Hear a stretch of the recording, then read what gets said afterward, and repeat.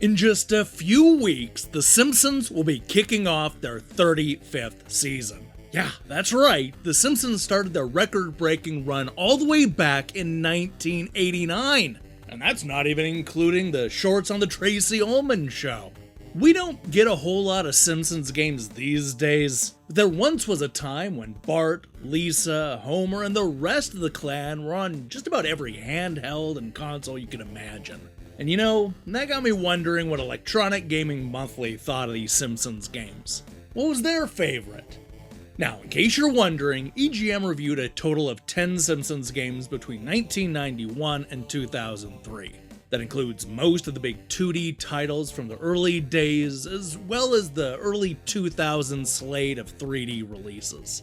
Unfortunately, they didn't review a lot of the handheld games and just completely ignored the spin-off starring Krusty the Clown and Itchy and Scratchy.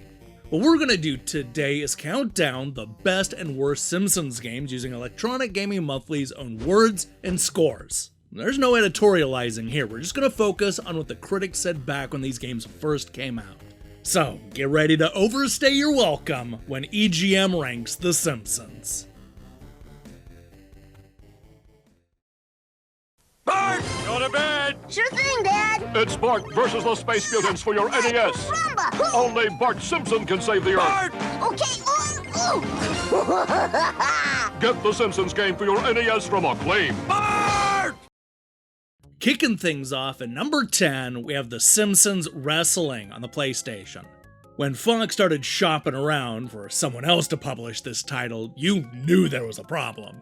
I'm sure the characters alone will sell loads of Simpsons Wrestling stock, but personally, I'm not impressed.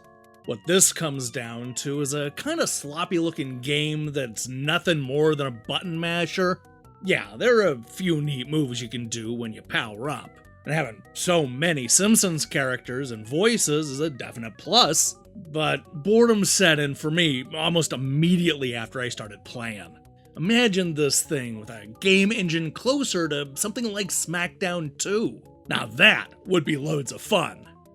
Number 9, The Simpsons Road Rage on Xbox.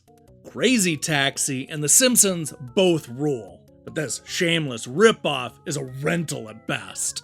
The throwaway storyline, endless loading times, small environments, and barely Dreamcast quality graphics are instant turnoffs. Without rewards for crazy drifts, crazy throughs, or any other signature Crazy Taxi maneuvers, that whole gameplay bores. Sure, there are tons of characters and levels to unlock, but just keep playing and you'll eventually get them all, regardless of your skill. Also, the stunningly unfun mission mode is no crazy box. For a better experience, buy a used Dreamcast and Crazy Taxi for the same price, and then just watch Simpsons reruns on TV. Number 8, The Simpsons, Bart vs. the World on the Nintendo Entertainment System. While the quality of the original Simpsons games were questionable, this game is put together poorly. You travel the world working out a variety of simple puzzles and scrolling action sequences that feature haphazard interactions and only minor challenge. This could have been much better. Number 7, Virtual Bart on the Super Nintendo. Hey, why not an adaptation of the Simpsons arcade game? This one just plain misses the mark. The control is awful, like on the dinosaur stage, the stage is unappealing, and the whole thing seems rushed. Number 6, The Simpsons Skateboarding on the PlayStation 2.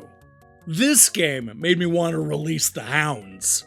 Didn't anyone care to make this more than merely an average skateboarding game with the Simpsons license plopped on top?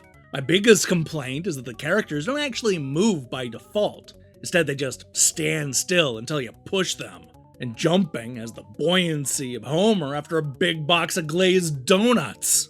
Plus, Kent Brockman's voice narrating every move is creepy and annoying. Still, if you learn the mechanics and accept the fact that repetitive grinding rather than a few fun tricks is the key to success, it's not a terrible game, it's just a disappointing one. Number 5, The Simpsons Bart and the Beanstalk on the Game Boy. Yowza, this is a toughie. While I always welcome a challenging game, this one can be frustrating. Nintendo may be trying to market the Game Boy as the ultimate yuppie toy, but games like this are way too challenging for kids. This game also suffers from slow responsiveness, average graphics, and buzzy sounds. If you must own every Bart game in existence, you may have fun with it, but don't expect greatness.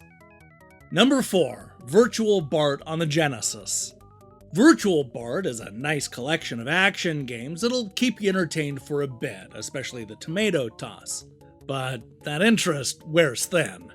I never understood why the virtual theme was even needed, but it is the buzzword these days. The graphics are decent, the sounds are okay, but it's just another Simpsons game. Nothing exciting here, folks. Take the safe route and rent this puppy to see if it's your cup of tea. Number 3, The Simpsons, Bart vs. the World on the Game Gear. I remember this back from the NES days. I didn't like it then, and I don't like it now. The game plays very slowly, and there's no real control of Bart. Sure, some of the scenes may look pretty detailed, but it's just not very exciting and not very fun. It's better than Bart vs. the Space Mutants and more playable, but it just doesn't offer enough excitement. Number 2, The Simpsons, Bart vs. the Space Mutants on the Nintendo Entertainment System. Ay caramba! While this game won't get any awards for the graphics, the sound is pretty good, featuring digitized phrases like "Eat my shorts" and "Cool man" from Bart himself. Lots of different things to do in order to accomplish the goal in each level. It makes you laugh and use your head. And finally, at number 1, The Simpsons Hit and Run on the GameCube, PlayStation 2, and Xbox. Is it a shameless Grand Theft Auto clone and a licensed Simpsons game? Yes, it certainly is. That's 2 strikes against it, right? Actually, those are the game's strengths. Hit and Run is so good at capturing the show's spirit and copying a great game that it turns out to be real, honest-to-God fun for anyone who digs the show. Hit and Run's genuinely funny dialogue and seamless driving controls make cruising around Springfield plenty entertaining, even without the gunfire and prostitution. The on-foot platforming sections aren't as fun, but at least they involve appropriate Simpsons-themed goals, like when Homer has to round up and return a bunch of the stuff that he borrowed from Flanders. If you still laugh at your friend's non-sequitur Simpsons quotations, play this game. We last left Bart Simpson battling deadly space mutants in Acclaim's best-selling video game Bart vs. the Space Mutants. And now it's Bart vs. the world! Wow! As Bartmania continues to spread. Mow the lawn. I got better things to do. And now, portable Bartmania in Escape from Camp Deadly for Game Boy. Hey! Bartmania now comes 3 ways for your NES and Game Boy from Acclaim. Oh, man. Hey, thanks for watching me count down these classic Simpsons games. If you liked what you saw here, then you should know that we post a new episode just like this almost every week, including Mario, Sonic, Final Fantasy, Burnout, Kirby, Twisted Metal, and dozens more.